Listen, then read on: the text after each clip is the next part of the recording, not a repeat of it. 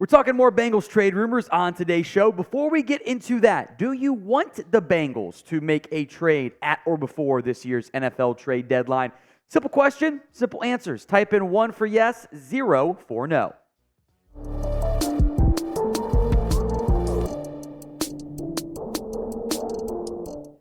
Another familiar face to begin today's video. The Athletic reports that the Carolina Panthers could actually shop Hayden Hurst at this year's trade deadline.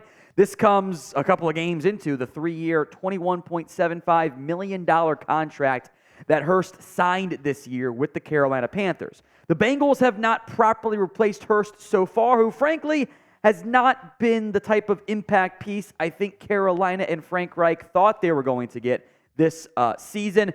Remember, Hurst came over from the Falcons this last year for the Bengals, and he played pretty well, all things considered.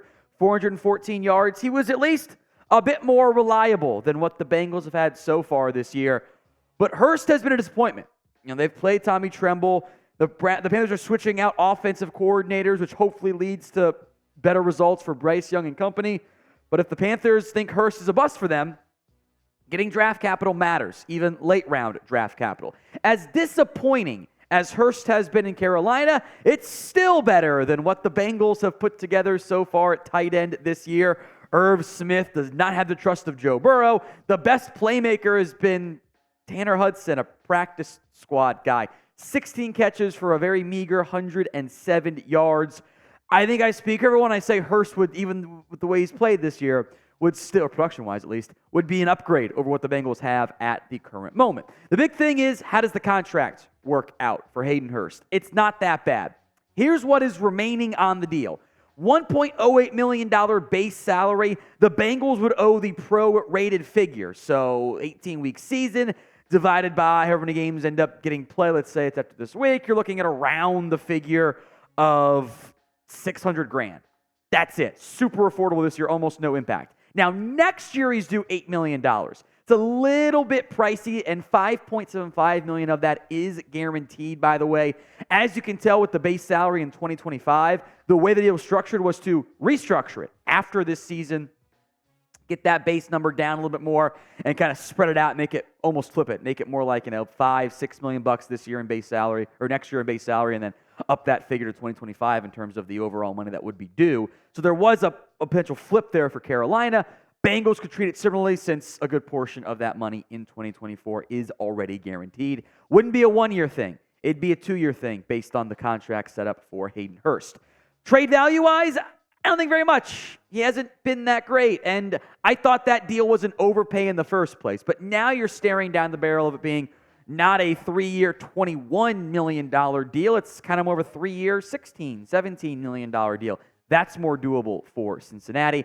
I think a 6th-round pick is around what it would cost to get him back in Cincinnati, maybe even a little bit less, or maybe there's a pick swap in there.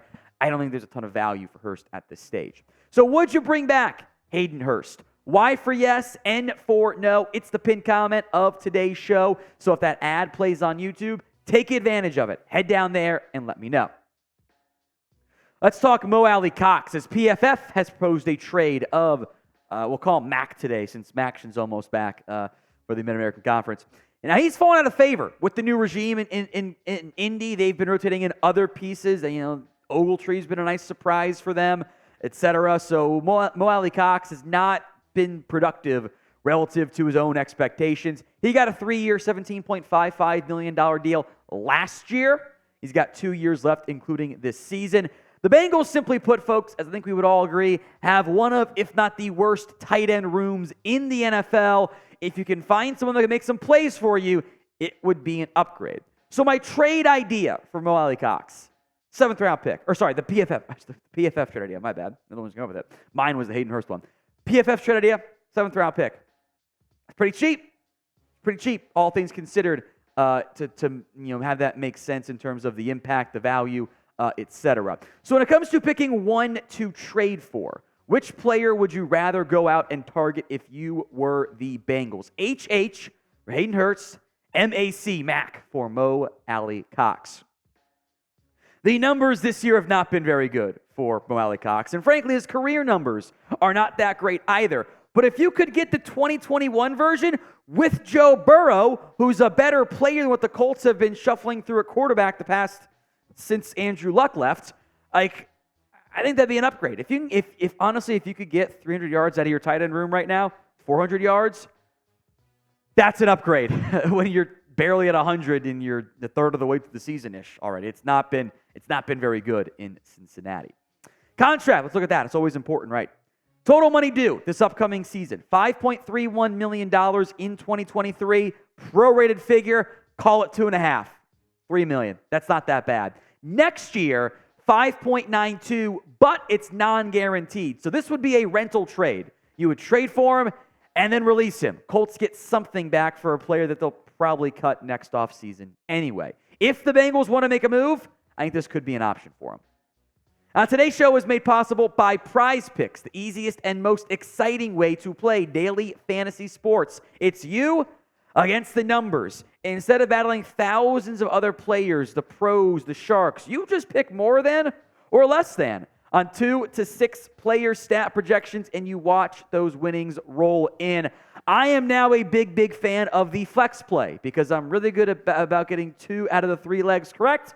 So we'll keep doing that and taking the smaller profit versus going all out on the power play. My picks this week, speaking of Carolina, bounce back breakout game for Bryce Young, more than passing yards there. Anytime Travis Kelce touchdown and more than Trevor Lawrence passing yards as well. Feel good about all 3 of those this week. Go to prizepicks.com/CLNS and use code CLNS for a first deposit match up to $100. Link's going to be in the comments and the description of today's show. It's prizepicks.com/CLNS and use code CLNS for the first deposit match up to $100. Let's go to A.J. Dillon. Sports Illustrated labeled A.J. Dillon an under-the-radar trade candidate for Cincinnati, which I don't hate the idea, though, the rationale behind it of adding a power back to pair with Joe Mixon.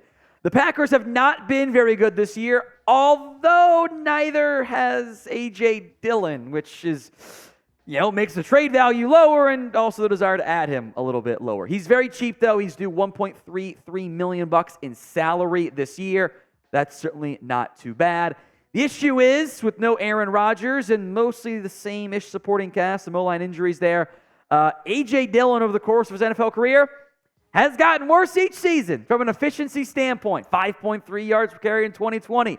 Bigger workload in 2021 and 2022, but the efficiency dropped by 0.2 yards per carry, and now he's averaging a sluggish, gross, and ugly 3.2 yards per carry.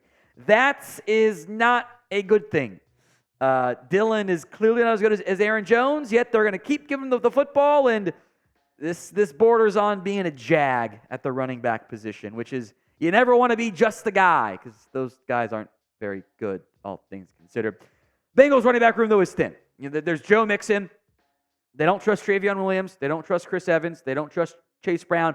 I would simply go trade for Samaje P, Ryan. The Bengals might not make a move, period. But this was the Sports Illustrated trade idea. Late round pick was the alleged trade value there. I would wonder if Green Bay wants to ride it out with A.J. Dillon. Because remember, that draft class, the one that led eventually to Aaron Rodgers getting traded, was Jordan Love, A.J. Dillon, and Josiah DeGuara. Bearcat legend Josiah DeGuara, by the way. That regime might want to not admit their mistakes too much from that perspective. If the Bengals make a trade, we will have you guys covered. Hit that sub button right now, youtube.com/BengalsTV. More free Bengals videos every single day right here on the channel. And then there's T. Higgins once again. Do not shoot the messenger. It is not my fault. ESPN's beat writers picked one trade candidate for each NFL team, and they took T. Higgins as the player the Bengals should consider trading away. And I have thoughts on this. I'm sure you and I all share similar thoughts on this, but let's let Ben Baby of ESPN explain his rationale. Higgins and the Bengals couldn't come to terms on a long-term deal this offseason. Cincinnati has been adamant in its resistance to trading Higgins, a productive receiver, in the final year of his rookie contract. But if he isn't in the team's long-term plans, the Bengals should test the market and see what they could get in return, especially because they could be replacing Higgins and number 3 wideout Tyler Boyd as soon as next season. Here's the thing. No, they shouldn't. I hate this idea right now. A, you're not exactly selling at peak stock. This has not been the greatest season so far for T. Higgins. But more importantly, this makes you worse. I'm excited about Andre Yoshivas. I don't think many of us are arguing Yoshi's a better player right now than T. Higgins. You are a contender.